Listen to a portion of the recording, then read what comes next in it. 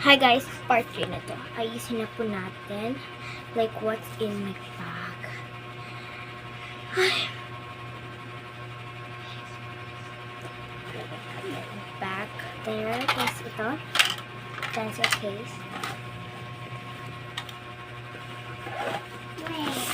And now, I've got my black board. Tapos, maliit na version. Glue stick.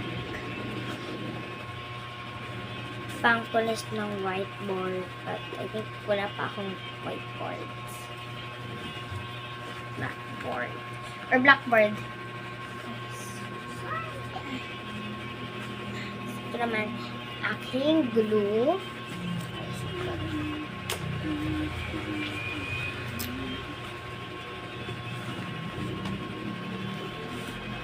Basically, may pang-phone yan, guys. Basta, ayun nyo lang talaga. Tapos, tinimitan nyo. I got a gel. May tape.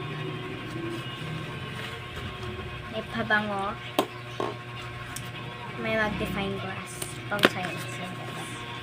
Ito. Pang spray. Pang spray ko. Tapos, dalawang tali.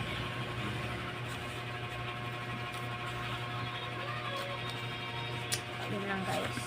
Lalo na sa bag ko. Ito lang. Pero meron pa.